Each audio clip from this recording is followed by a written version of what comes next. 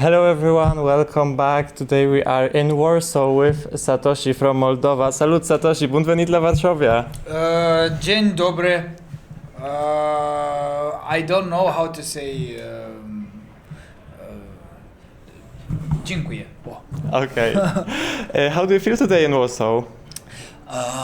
I think we are lucky with everything. We both with the weather because we have such a clear sky and a sunny day, and because everyone is so kind. And I didn't expect this amount of support.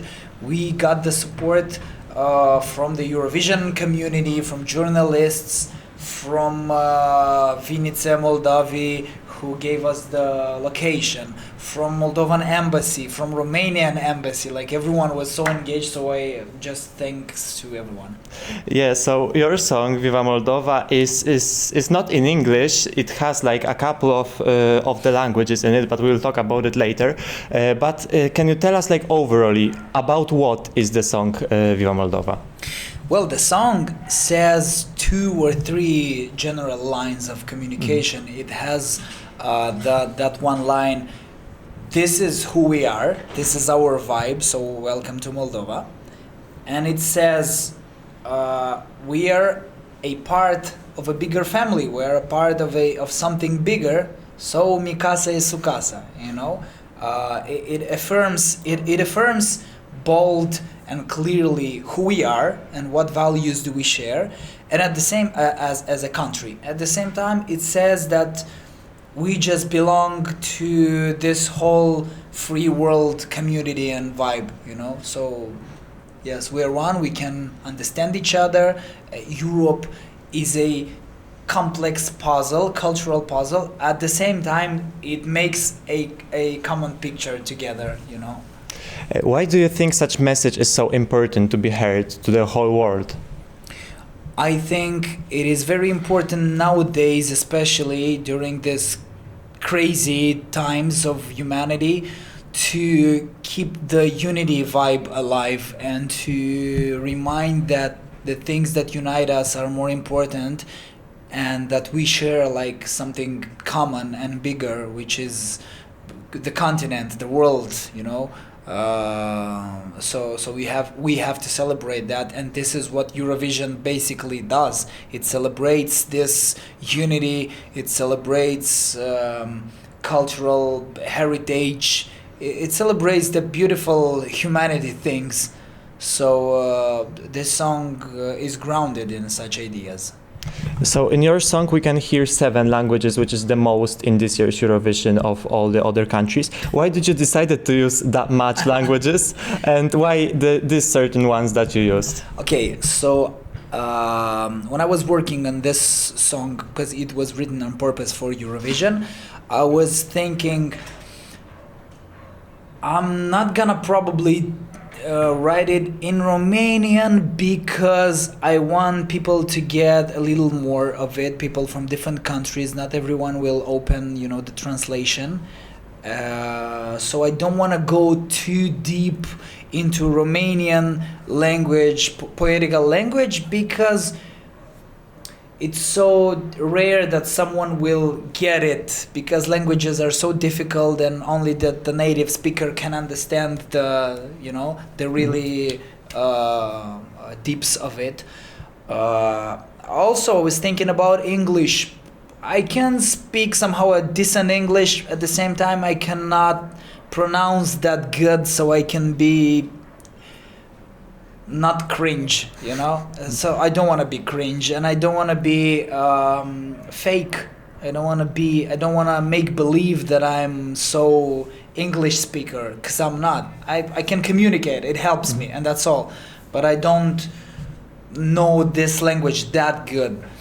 So this form that I decided to pick came like that. I was playing with rhythms, I was playing just around the beat, and it came like that.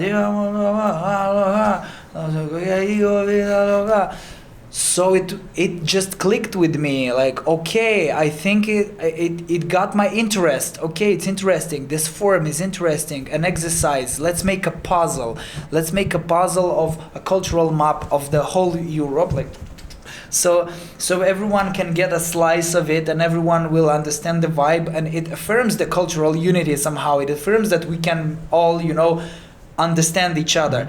It doesn't have the German language and the Slavic languages as well. I tried, but phonetically it didn't work for me. It was a bit tough. Since Romanian language, which is my native tongue, is a Latin language, it was more genuine for me to appeal for Italian, Spanish, and French. So this is why I picked them, and Latin. And I specifically picked some Latin words because it is something, so European, and so something that stays at the real ground of a lot of European countries. And the Hawaiian language. And the Hawaiian, which is so European. No, the Hawaiian was just for fun. It just sounded good to me, and I decided to.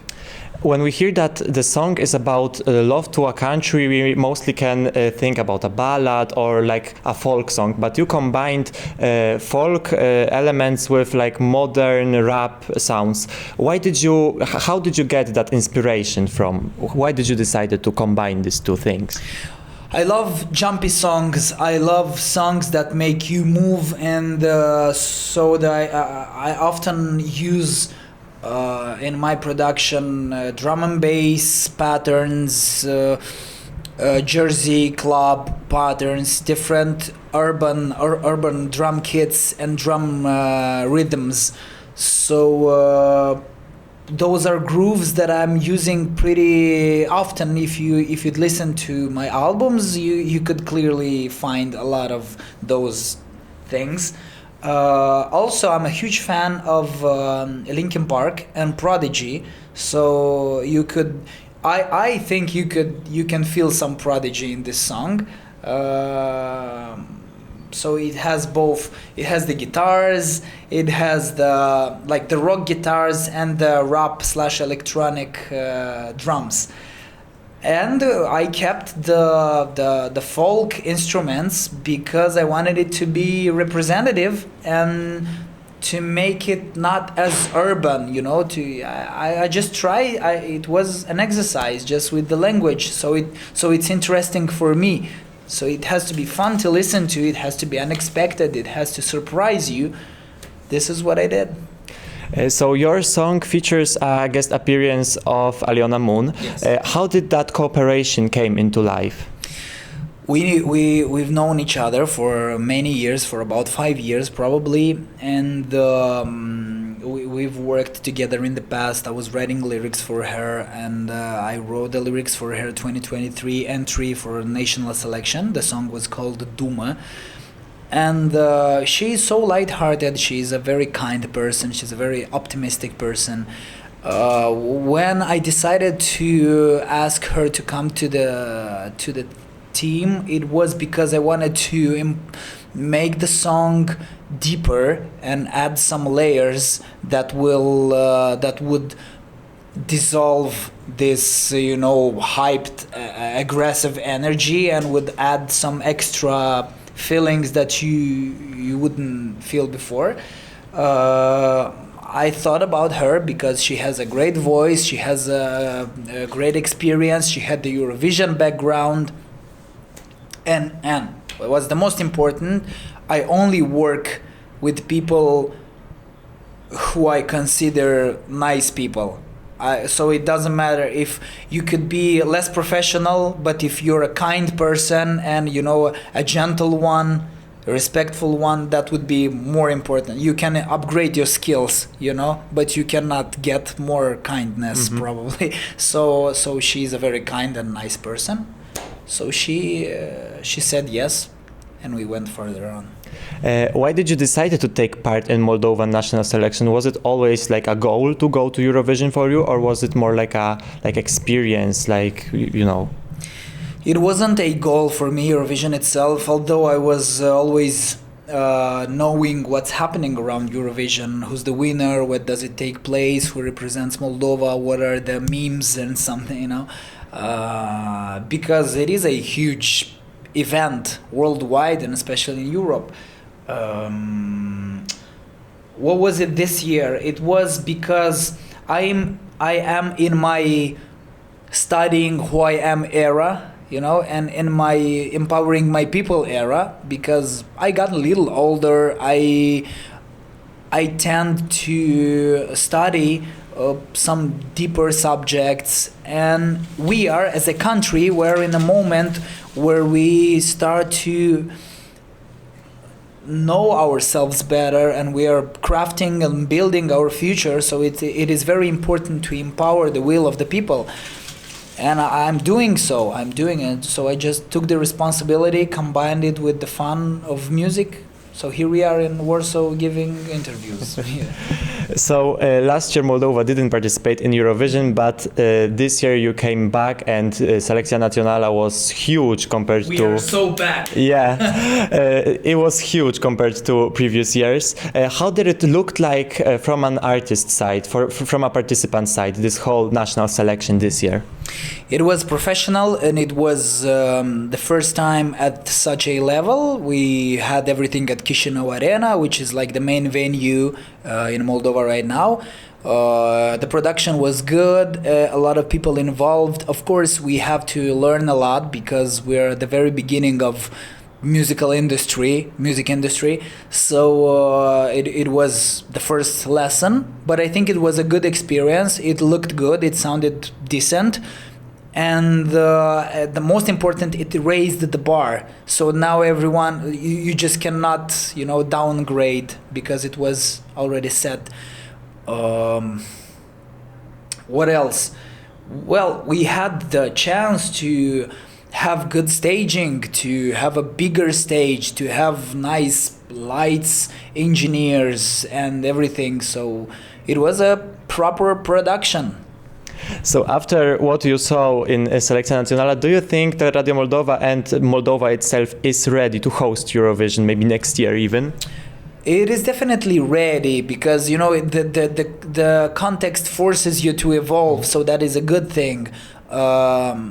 It is more something about being able to find the necessary finance, and to have good management of those money, of that money, because it's not only about money. It's first it's about money, because huge production requires huge money, a lot of people, a lot of stuff, equipment, everything.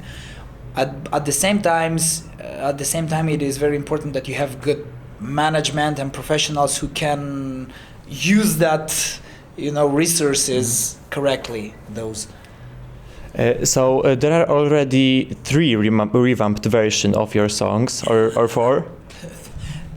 Well, 2 revamps and 1 first version. So why do you update your song so often?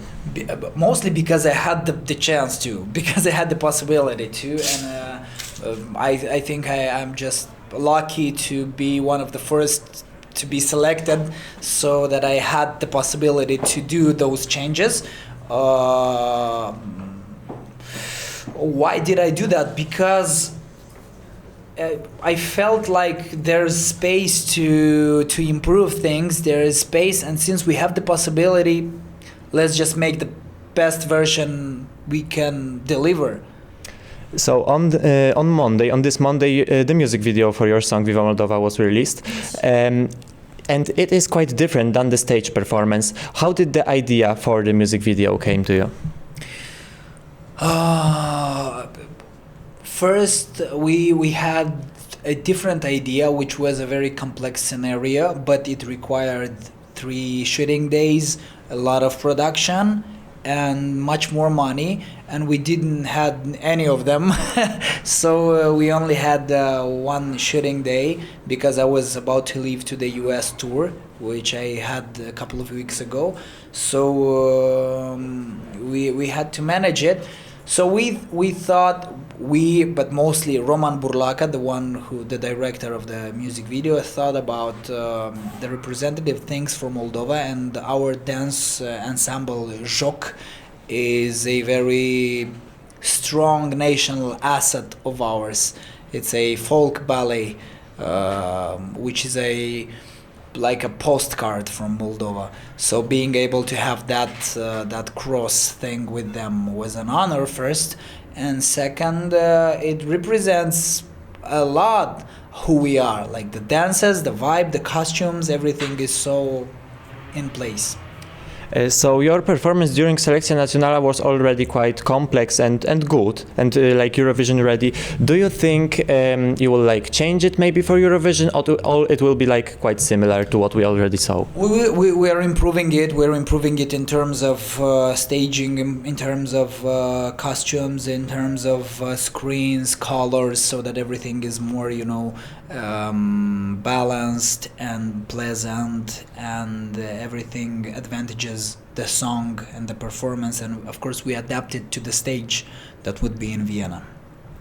So during the national final, there were like a certain artists that openly supported the country of Russia. Do you think such artists have place in such like European contests as Eurovision? Well, I think that there is no place for politics in this at all. So I don't know what to say. It is a thin subject, between the freedom of speech and expression, and of what is considered correct and not correct. So I'll be careful about it. Okay. So your stage name is not your real name. You're not named Satoshi. How did the stage name came to you? How did you decide it? Why did it how did it come to you? Like the name Satoshi? Well, it came from my interest in Japanese culture, and you can find it often in Japan. It means clear thinking or something. So what do you love the most about Moldova, and what do you miss the most when you are not in your country? I love that we have all the 4 seasons. I love that you can miss one season during the 3 months of the other one, and everything is emphasized. That is so beautiful. That makes a good balance of you as a human being. I love our people who are kind-hearted and who are very, positive and round, and we're pretty, I don't know, open and chill guys who love to be happy. And we're not tough, but we're not too relaxed. We're pretty balanced. So people are really the greatest asset of ours. So just a couple of days ago you came back from the America, and yesterday you were already in Bucharest, and now today you are in Warsaw. How do you manage to change the location so fast, and does it affect you somehow? It affects me, so I have to take care of myself a bit, because I feel the lack of sleep and rest. But I understand that this is the price of having some results and of making it. At the same time, I am happy that I have the chance to do so many things. And I am aware that this whole Eurovision story, it requires a lot of work and a lot of sacrifice. But I think when the summer begins, everything will be much easier. Did you heard other songs competing in this year's Eurovision, and which one do you like the most? Yeah, natürlich. I like Alice Nan from Albania. I like the song from Finland. I like the song of Aquila Sferto. And what else do I like specifically? I think the song from Denmark sounds very fresh. And also I think Alicia has very strong vocals. So it's a chance for a strong performance for Poland this year in Eurovision. If you could switch your song with any other artist competing in this year's Eurovision, you sing their song and they sing yours, which one would you choose?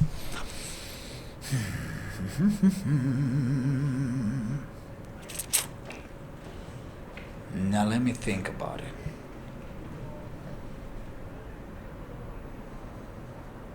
I think that would be Alice Mann. Okay. Sing a ballad. Okay, that would be like really. I made a cover of it on acoustic guitar and I sent it to him. Oh wow! Yeah, and he made a cover of Viva Moldova's Drop on synth. That's great. So for the end, do you have any favorite Moldovan Eurovision entry of all the time?